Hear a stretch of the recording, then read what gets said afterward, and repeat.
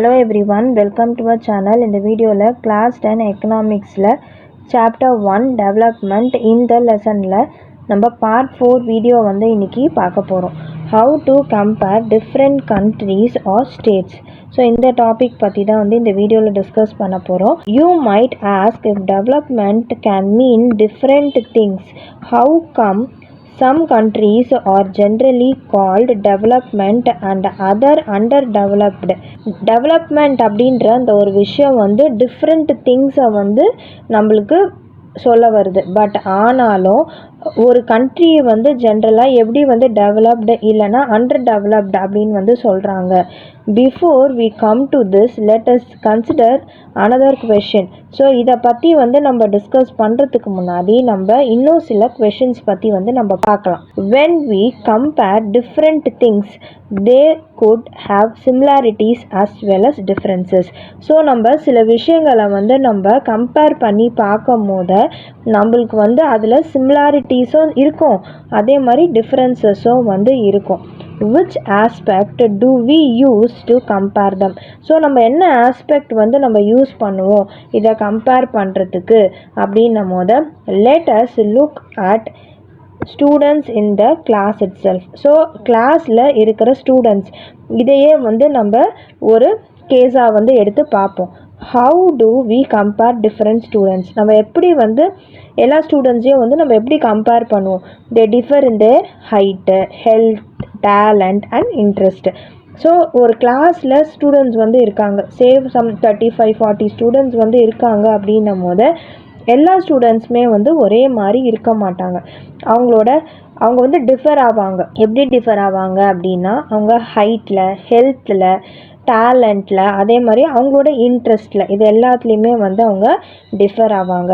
The healthiest student may not be the most studious one. So ஒரு student வந்து நல்லா ஹெல்த்தியாக இருக்காங்க அப்படின்னா அவங்க வந்து ரொம்ப ஸ்டூடியஸாக இருக்கணும் அப்படின்றது அவசியம் இல்லை. The most intelligent student may not be the friendliest one. அதே மாதிரி ரொம்ப இன்டெலிஜென்ட்டாக இருக்கிற ஒரு ஸ்டூடெண்ட் வந்து அவங்க எல்லாருக்கூடையும் ஃப்ரெண்டாக இருக்கணும், அவங்க வந்து நல்லா ஃப்ரெண்ட்லியாக பழகணும் அப்படின்றது வந்து அவசியம் இல்லை. So how do we compare students? இப்படி இருக்கும் போது நம்ம எப்படி வந்து ஒரு ஸ்டூடெண்ட்டையும் கம்பேர் பண்ண முடியும்? The criterion we may use depends on the purpose of comparison. So நம்ம என்ன க்ரைட்டீரியா வந்து யூஸ் பண்ணுறோமோ அதுதான் வந்து இந்த கம்பேரிசனுக்கு வந்து யூஸ் ஆகும் அப்படின்றது சொல்கிறாங்க. We use different criterion to choose a sports team. So ஒரு ஸ்போர்ட்ஸ் டீமில் ஒரு ஸ்டூடெண்ட்ஸ்லாம் வந்து செலக்ட் பண்ணுறோம். ஒரு ஸ்போர்ட்ஸ் டீமில் நம்ம ஸ்டூடெண்ட்ஸை வந்து செலக்ட் பண்ணுறோம் அப்படின்னா debate team, music team or a team of organiser picnic. So நம்ம வந்து நிறைய க்ரைட்டீரியாஸ் வந்து யூஸ் பண்ணுவோம். எதுக்காக? ஒரு ஸ்போர்ட்ஸ் டீமை வந்து சூஸ் பண்ணுறதா இருக்கட்டும், இல்லை ஒரு டிபேட் டீமை வந்து சூஸ் பண்ணுறதா இருக்கட்டும், இல்லை ஒரு மியூசிக்கல் டீமை வந்து நம்ம சூஸ் பண்ணுறதா இருக்கட்டும், இல்லாட்டினா வந்து ஒரு டீம் எதுக்கு ஒரு பிக்னிக்கை வந்து ஆர்கனைஸ் பண்ணுறதுக்கு ஒரு டீமை வந்து நம்ம சூஸ் பண்ணுறதா இருக்கட்டும். இது எல்லாமே வந்து என்னத்துக்கு ஒன்றுத்துக்கும் வந்து டிஃப்ரெண்ட் க்ரைட்டீரியாஸ் வந்து பார்ப்போம். இப்போ ஸ்போர்ட்ஸ் டீமில் செலக்ட் பண்ணுறோம் அப்படின்னா அந்த டீமில் எப்படிப்பட்ட பிளேயர்ஸ் வரணும் அப்படின்னா அவங்க வந்து நல்லா வந்து அந்த எந்த கேமில் வந்து அவங்க எந்த கேமுக்காக அவங்கள சூஸ் பண்ணுறாங்களோ அவங்க வந்து நல்லா அந்த கேம் விளையாடணும். அதே மாதிரி வந்து அதுக்கேற்ற வந்து அவங்களுக்கு அந்த ஸ்டாமினா இருக்கா, அவங்களுக்கு அந்த ப்ராக்டிஸ் பண்ணியிருக்காங்களா, அவங்க வந்து அதில் நல்லா விளையாடுறாங்களா, அந்த கேம் அவங்களுக்கு தெரியுமா. ஸோ இந்த மாதிரி நிறைய க்ரைட்டீரியாஸ் வந்து நம்ம பார்ப்போம். ஸோ அதே மாதிரி ஒரு மியூசிக் டீம் அப்படின்னு வந்து எடுத்துக்கும் போது அந்த டீமில் எப்படிப்பட்ட ஸ்டூடெண்ட்ஸோ பர்சன்ஸோ எப்படி செலக்ட் பண்ணுவோம் அப்படின்னா அந்த மியூசிக் நல்லா தெரிஞ்சவங்களாக இருக்காங்களா, ஸோ அந்த மியூசிக் கற்றுட்டு இருக்காங்களா, ஸோ அதெல்லாம் வந்து ஒரு க்ரைட்டீரியாவை வந்து பார்ப்போம். ஸோ இந்த மாதிரி டிஃப்ரெண்ட் க்ரைட்டீரியாஸ் வச்சு தான் வந்து நம்ம ஒரு டீம் வந்து இருக்கும் சூஸ் பண்ணுவோம். Still if for some purpose we have to choose the criterion for the all round progress of children in the class, how shall we do it? If for some purpose we have to choose the criterion for the all-round progress of a children in the class.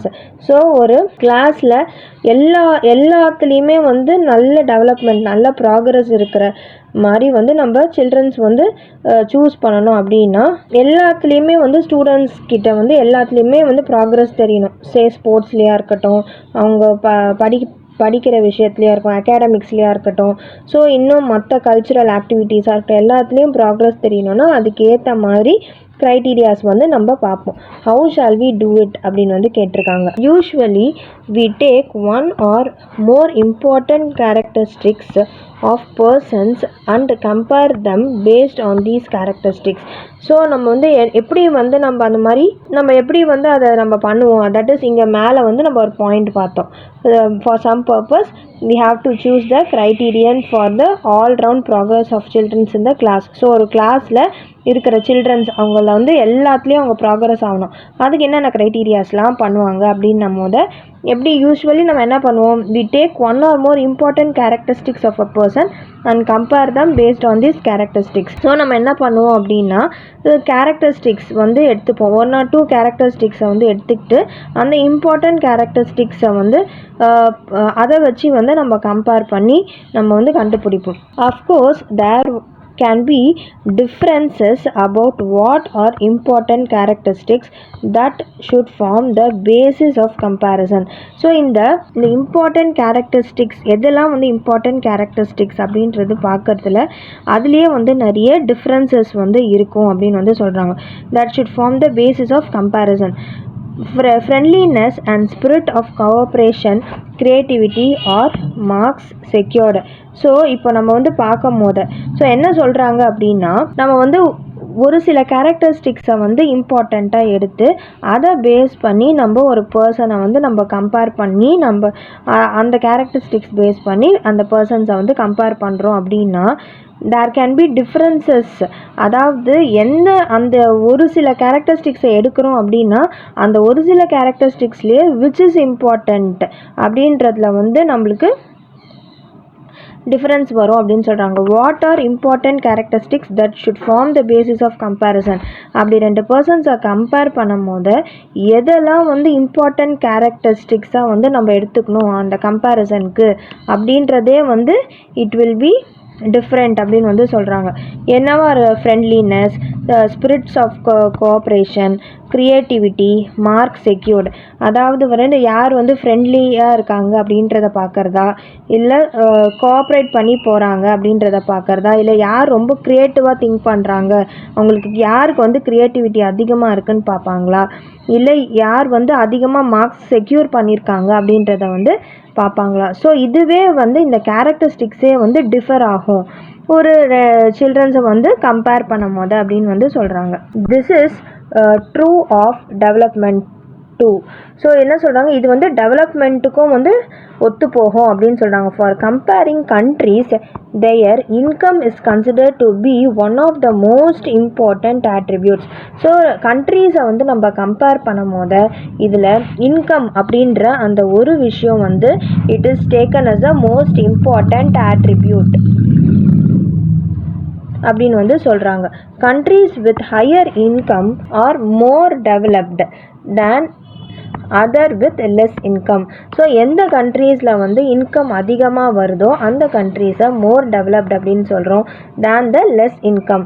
This is based on the understanding that more income means more of all things that human beings need. So more இன்கம்னா என்ன அர்த்தம், ஒரு அடிப்படையாக ஒரு human being வாழறதுக்கு என்னெல்லாம் தேவையோ அது எல்லாமே வந்து அதிகமாக இருக்கிறது தான் வந்து மோர் இன்கம் அப்படின்னா அதான் அர்த்தம். Whatever people like and should have they will be able to get with greater income. So பீப்புளுக்கு எது வேணுமோ எது அவங்க ஆசைப்படுறாங்களோ whatever people like or should have they will be able to get with greater income. அவங்களுக்கு வந்து ஈஸியாக அதை வந்து அவங்க வாங்கிக்கலாம் எது அவங்களுக்கு இன்கம் அதிகமாக இருந்ததுன்னா. So so greater income itself is considered to be one of the important goal. So greater income அப்படின்ற அந்த ஒரு விஷயமே வந்து ஒரு இம்பார்ட்டண்ட் கோலாக வந்து இருக்குது அப்படின்னு சொல்கிறாங்க. Now, what is the income of a country? So இப்போது இன்கம் வந்து ஒரு இம்பார்ட்டண்ட் கேரக்டரிஸ்டிக்ஸாக இல்லை ஒரு இம்பார்ட்டண்ட் விஷயமா வச்சு அதை வச்சு கண்ட்ரிஸை கம்பேர் பண்ணலாம் அப்படின்னு சொல்லிட்டாங்க. ஸோ மோர் இன்கம் இருந்ததுன்னா அது மோர் டெவலப்டு, லெஸ் இன்கம் இருந்ததுன்னா வந்து இட் இஸ் அண்டர் டெவலப்டு அப்படின்ற மாதிரி வந்து நம்ம பார்த்தோம். ஸோ அப்போ இன்கம் ஆஃப் அ கண்ட்ரி அப்படின்னா என்னது அப்படின்றத பார்ப்போம். The income of the country is the income of all the residents of the country. So ஒரு கண்ட்ரியோட இன்கம் அப்படின்றது வந்து எது அப்படின்னா அந்த கண்ட்ரியில் வாழற எல்லா மக்களோட ஒரு கண்ட்ரியோட இன்கம் அப்படின்றது எதுனா அந்த கண்ட்ரியில் வாழற எல்லா மக்களோட அந்த இன்கம் தான் வந்து it is the income of the country. This gives as the total income of the country. However, for comparison between countries, total income is not such an useful measure. ஆனால் கண்ட்ரீஸை வந்து கம்பேர் பண்ணும் போது இந்த total income அப்படின்ற அந்த ஒரு விஷயம் வந்து it is not a useful measure அப்படின்னு வந்து சொல்கிறாங்க. Since countries have different populations, comparing total income will not tell us what an average person is likely to earn. So என்ன சொல்கிறாங்க, ஒரு கண்ட்ரிலையுமே டிஃப்ரெண்ட் பாப்புலேஷன்ஸ் வந்து இருக்கும். அதாவது பாப்புலேஷன் பொறுத்தவரை ஒரு கண்ட்ரியும் வந்து வேரி ஆகும். ஸோ அதை வச்சு வந்து பாப்புலேஷன் அதிகமாக இருக்க கண்ட்ரியில் இன்கம் அதிகமாக இருக்கும். பாப்புலேஷன் கம்மியாக இருந்துச்சுன்னா ஸோ இன்கமும் வந்து கம்மியாகிறதுக்கு சான்சஸ் இருக்குது. ஸோ அப்போ பாப்புலேஷன் வந்து ஒரு இம்பார்ட்டண்ட் இதுவாக இருக்கும் போது comparing total income will not tell us what an average person is likely to earn அப்படின்னு வந்து சொல்கிறாங்க. ஸோ இது மாதிரி பாப்புலேஷன்ஸ் டிஃபர் ஆகும் போது ஒரு டோட்டல் இன்கம்மை வந்து நம்மளால் சொல்ல முடியாது, ஒரு பர்சனோட ஒரு இன்கம் வந்து நம்ம சொல்ல முடியாது அப்படின்னு வந்து சொல்கிறாங்க. Are people in one country better off than others in different country. Hence we compare the average income, which is the total income of the country divided by its total population. So நம்ம total இன்கம்மை வந்து பார்க்காம நம்ம எதை compare பண்ணுவோம் அப்படின்னா average இன்கம்மை வந்து compare பண்ணுவோம். ஸோ இந்த ஆவரேஜ் இன்கம் அப்படின்றத நம்ம எப்படி வந்து கால்குலேட் பண்ணுவோம்?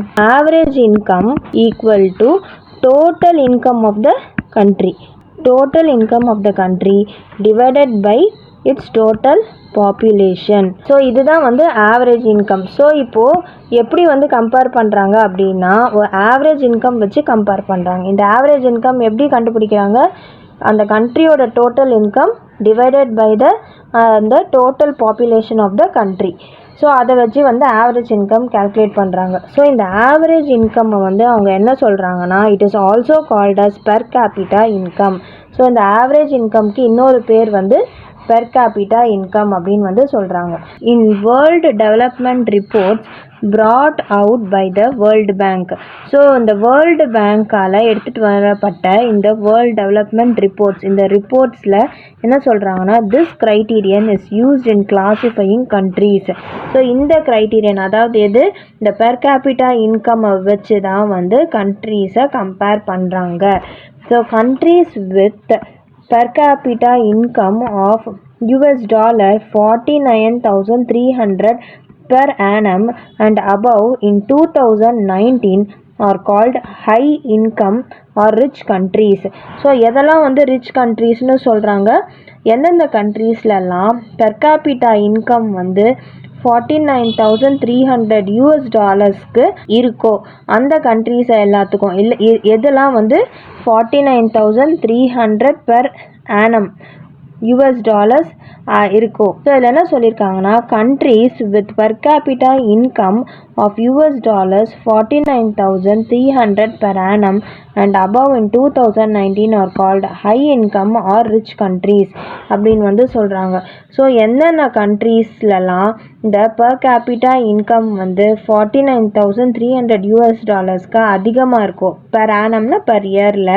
ஸோ அந்த கண்ட்ரீஸ் எல்லாத்தையும் ஹை இன்கம் ஆர் ரிச் கண்ட்ரீஸ்னு வந்து சொல்லுவோம். அதே மாதிரி and those with per capita income of US dollars 2500 or less are called low income countries. So எந்தெந்த கண்ட்ரீஸில் எல்லாம் 2500 US டாலர்ஸ்க்கு பிலோவாக இருக்கோ அதே அளவு, that is 2500 US dollars or less than that அது இருந்துச்சுன்னா அந்த கண்ட்ரீஸ் எல்லாத்தையும் நம்ம லோ இன்கம் கண்ட்ரீஸ் அப்படின்னு வந்து சொல்லுவோம்.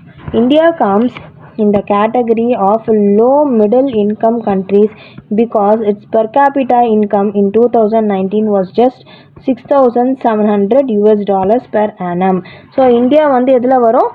லோ மிடில் இன்கம் கண்ட்ரீஸில் வந்து வரும். ஏன்னா அதோட பெர் கேபிட்டா எவ்வளோ இருந்தது? 6,700 US dollars வந்து இருந்தது 2019 பார்க்கும் போது. The rich countries excluding countries of Middle East and certain other small countries are generally called developed countries. So இந்த மிடில் ஈஸ்ட் கண்ட்ரீஸையும் அதே மாதிரி ஸ்மால் கண்ட்ரீஸ் இதெல்லாம் தவிர்த்து மிச்சம் இருக்கிற ரிச் கண்ட்ரீஸ் எல்லாத்தையுமே என்ன சொல்கிறாங்க? டெவலப்டு கண்ட்ரீஸ் அப்படின்னு வந்து சொல்கிறாங்க. ஸோ இங்கே ஆவரேஜ் இன்கம் வந்து கொடுத்துருக்காங்க. ஆவரேஜ் இன்கம் வந்து நம்ம எப்படி கேல்குலேட் பண்ணுறோம் அப்படின்றத ஒரு எக்ஸாம்பிளாக வந்து இங்கே கொடுத்துருக்காங்க. ஸோ இந்த எக்ஸாம்பிளில் என்ன சொல்லியிருக்காங்கன்னா, let us consider 2 countries A and B. So A and Bன்னு 2 countries வந்து இந்த எக்ஸாம்பிளுக்கு எடுத்திருக்காங்க. ஸோ சிம்பிளாக புரியணும் அப்படின்றதுக்காக வந்து ஒரு கண்ட்ரிலையும் 5 citizens இருக்கிற மாதிரி வந்து இந்த எக்ஸாம்பிளை எடுத்திருக்காங்க. Based on the data given in table 1.2. So இந்த டேபிள் 1.2ல கொடுத்துருக்க டேட்டா படி calculate the average income for both the countries. So country A country பின்னு இந்த 2 கண்ட்ரீஸ்க்கும் என்ன பண்ணுறாங்க? ஆவரேஜ் இன்கம் வந்து கேல்குலேட் பண்ணணும் அப்படின்னு வந்து சொல்கிறாங்க. Will you be equally happy to live in both these countries? Are both equally developed? Perhaps some of us may like to live in country B if we are assured of being its 5th citizen. So வந்து இங்கே பார்த்தீங்கன்னா country A and country B வந்து கம்பேர் பண்ணி பார்க்கும் போது country ஏல எல்லாருமே வந்து மந்த்லி இன்கம், எல்லாரோட மந்த்லி இன்கம்மே வந்து 9,000 10,000 ரேஞ்சில் தான் வந்து இருக்குது. பட் ஆனால் கண்ட்ரி பியில் வந்து பார்க்கும் போது ஒருத்தவங்களது மட்டும்தான், அதாவது இந்த 5th person மட்டும்தான் 48,000 வருது. மற்றவங்களது எல்லாருதுமே வந்து 500 அந்த ரேஞ்சில் தான் வந்து இருக்குது. ஸோ இதில் என்ன சொல்கிறாங்கன்னா, perhaps some of us may like to live in country B if we are assured of being its 5th citizen. அதாவது இந்த 5th citizen-ஆக நம்ம இருக்கிறதா இருந்தால் நம்ம வந்து அந்த கண்ட்ரியில் வாழலாம். But if it is a lottery that decides our citizenship number, then perhaps most of us will prefer to live in country A. So அப்போது நம்ம எது இந்த கண்ட்ரி ஏயா கண்ட்ரி பியா அப்படின்னு வந்து நம்ம பார்க்கும் போது நம்ம எல்லாரும் என்ன சூஸ் பண்ணுவோம்? கண்ட்ரி ஏவை தான் வந்து சூஸ் பண்ணுவோம். Even though both the countries have identical average income. So இந்த 2 கண்ட்ரீஸ்லையுமே பார்க்கும் போது ஆவரேஜ் இன்கம் பார்த்தோம்னா அரவுண்ட் சேம், ரெண்டுத்துலேயுமே வந்து same average income more or less சேமாக தான் வந்து வரும். அதான் சொல்லியிருக்காங்க, have identical average income. Country A is preferred because it has a more equitable distribution. ஏன் கண்ட்ரி ஏ சூஸ் பண்ணுவாங்க கண்ட்ரி பியோட அப்படின்னு பார்க்கும் போது, ஏன்னா ஆவரேஜ் இன்கம் ரெண்டுத்துக்கும் கண்டுபிடிக்கும் போது நம்மளுக்கு ரெண்டுத்துக்குமே சேமாக தான் வந்து வரும். ஸ்லைட் டிஃப்ரென்ஸ் தான் வந்து நம்மளுக்கு கிடைக்கும். ஆனால் ஏன் வந்து கண்ட்ரி ஏவை சூஸ் பண்ணுறாங்க அப்படின்னா இதில் வந்து ஈக்விட்டபிள் டிஸ்ட்ரிபியூஷன் வந்து இருக்குது. அதாவது இந்த 5 personsலையுமே வந்து அவங்களோட இன்கம் பார்த்திங்கன்னா எல்லாருதுமே மோரார்லஸ் வந்து 10,000 and 9,000 அந்த ரேஞ்சிலே வந்து இருக்குது. ஈக்விட்டபிள் டிஸ்ட்ரிபியூஷன் வந்து இருக்குது, ஈக்குவலாக டிஸ்ட்ரிபியூட் ஆகிருக்கு அப்படின்னு வந்து சொல்கிறாங்க. In this country people are neither very rich nor extremely poor. So இதில் வந்து ரொம்ப ரிச்சாகவும் இல்லை ரொம்ப புவராகவும் இல்லை, எல்லாருமே வந்து நார்மலாக மீடியமாக வந்து இருக்காங்க. On the other hand most citizens இந்த கண்ட்ரி பி ஆர் புவர். ஆனால் இதே வந்து கண்ட்ரி பி கம்பேர் பண்ணும் போது இந்த 4 சிட்டிசனுமே பார்க்கும்போது ரொம்ப புவராக இருக்காங்க, ஒரு சிட்டிசன் வந்து ரொம்ப ரிச்சாக இருக்காங்க. அந்த 1 person is extremely rich. Hence while average income is useful for comparison, it does not tell us how this income is distributed among people. How this income is distributed among people.